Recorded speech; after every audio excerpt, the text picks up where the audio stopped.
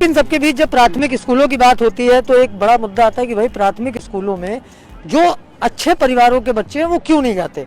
गांव के किसान के बच्चे मिल जाएंगे, जो आसपास मजदूरी करते हैं उनके बच्चे मिल जाएंगे, लेकिन वहाँ का जो किसी सरकारी अस्पताल का जो डॉक्टर है उसके बच्चे नहीं मिलेंगे, जिलाधिकारी के बच्चे नहीं मिलेंगे। इसकी क्या वजह लगती है? जो आने वाले बनने वाले शिक्षक हैं हम उनसे समझते हैं। बात ये है, जैसे आज वर्तमान में स्थिति ये हो गई है कि जैसे तैसे लोग जो बड़े पद पे कार्यरत हो जाते हैं, जैसे भाई साहब ने कहा डीएम पद पे हैं, या फिर कोई उद्योगपति है, या फिर प्राइवेट सेक्टर के जो बड़े लोग हैं वो प्राइमरी में अपने बच्चों को एडमिशन नहीं कराते हैं। उसका एक बड़ा कारण ये है कि चूंकि उनका परिवेश, ऐसा वातावरण उनका बदल जाता है कि वो प्राइमरी में एडमिशन नहीं ले पाते हैं, या फिर करा नहीं पाते हैं, या फिर प्राइमरी को उस योग्य नहीं समझते हैं कि वहाँ पे हमारे बच्चे सकुशल शिक्षा ग्रहण कर पाएंगे। तो इसका एक बहुत बढ़िया सोल्यूशन ये है कि जो भी वहाँ पे अध्यापक कार्यरत हैं, या फिर नए नियुक्तियां जो होंगी आने वाले समय में, उसमें जो अध्यापक कार्यरत होंगे तो उनके जो बच्चे होंगे, शादी विवाह सबका होता है, सबका होगा जो है, तो उसमें जो कार्यरत रहेंगे तो सर्वप्रथम उनको वो प्राथमिकता देनी चाहिए कि आप अपने बच्चों को का दाखिला प्राइमरी विद्यालय में कराइए। इससे क्या होता है, एक पहल की शुरुआत होती है। ऐसा नहीं है कि आप कोई चीज बना दे या फिर नियम बहुत बनते हैं, टूटते हैं, सभी को पता है कि नियम बनते हैं, टूटते हैं, लेकिन एक प्रक्रिया हमको बनानी पड़नी चाहिए जो है, जिस कारण से जो भी अध्यापक गण है वो अपने बच्चों का एडमिशन जो है प्राइमरी में कराएं।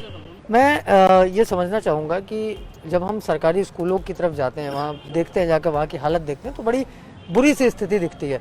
और जब इस बारे में हम लोगों से पूछते हैं, स्थानीय लोगों से, तो उनका कहना होता है कि मास्टर साहब आवत हैं और फिर जो है 1 घंटा 2 घंटा रुक के चले जाते हैं, ना तो कोई और साइन करके चला है। ये सारी चीज़ें मतलब कहाँ पे कमी रह जा रही है कि ये सब हो रहा है। और शिक्षक जो इस देश का भविष्य बनाने वाला है, जो इस देश के भविष्य का निर्माण करने वाला है, वो इस तरीके के काम कर रहा है। देखिए सर, हम यही कहना चाहेंगे, देखिए सब सुधार अपने से होता है। अगर हम प्राथमिक विद्यालय में जाएंगे, अपने कर्तव्य का निर्वहन नहीं करते हैं और उसको जो जिस पद पे हैं उसका निर्वहन करना चाहिए। अगर जो लोग कहते हैं कि प्राथमिक विद्यालय में योग्य टीचर नहीं जाते हैं, हम यही कहना चाहेंगे जितने मतलब प्राथमिक विद्यालय में टीचर हैं सारे योग्य होते हैं, टेट सीटेट निकालते हैं, उसके बाद टेट सीटेट पास करने के बाद एक और पेपर होता है, सुपर टेट का होता है। और जितने कॉन्वेंट स्कूल होते हैं जाके पता कर लीजिए कितने वहाँ के टीचर टेट सीटेट पास हैं। आप जाके आंकड़ा लेंगे 10-20 नहीं पास होंगे और योग्य टीचर प्राथमिक विद्यालय। लेकिन लोगों की मानसिकता है, क्योंकि जो कभी फ्री की चीज मिलती है लोग उसका मतलब फ्री की चीजें नहीं स्वीकार कर पाते हैं, इसलिए नहीं भेजना चाहते। एक और ये भी होता है, एक माहौल होता है जो गांव का लोग एक मानसिकता बना लिए, गांव में मेरा बच्चा पढ़ेगा ज्यादा अच्छा नहीं कर पाएगा, एक कॉन्वेंट स्कूल पढ़ेगा बड़ा आईएएस बन जाए पीछे से। लेकिन ये लोगों की मन से जो सोच है नकारात्मक सोच है।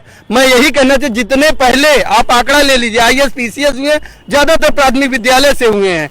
हम लोग आने वाले भविष्य के लिए जब भी कुछ बड़ा करना चाहें प्राथमिक विद्यालय का मतलब अच्छा प्रयास करेंगे, ज्यादा से ज्यादा बच्चे पढ़े और जिससे एक जितने मतलब कॉन्वेंट स्कूल में 2000-3000 देने वाले छात्र नहीं है, कम से कम फ्री में पढ़ सकते हैं। अगर फ्री में पढ़ेंगे तो देश का विकास होगा, उनका विकास होगा, अपने माता पिता और सबका नाम रोशन करेंगे। बिल्कुल, जो आने वाले शिक्षक हैं अगर वो अपनी जिम्मेदारी समझ लें तो इस देश के विकास को कोई भी नहीं रोक सकता। एक बात मैं और कहना चाहूँगा कि जब हम चुनावी यात्रा के दौरान निकले तो हमने आपको कुछ ऐसे स्कूल भी दिखाए जिनकी हालत वाकई बहुत बेहतर हो गई है, जिनमें बदलाव दिख रहा है। उम्मीद करते हैं कि सूबे का हर एक स्कूल वैसा ही हो, सरकार किसी की भी आए, लेकिन शिक्षा, स्वास्थ्य और रोजगार सबसे महत्वपूर्ण मुद्दा है।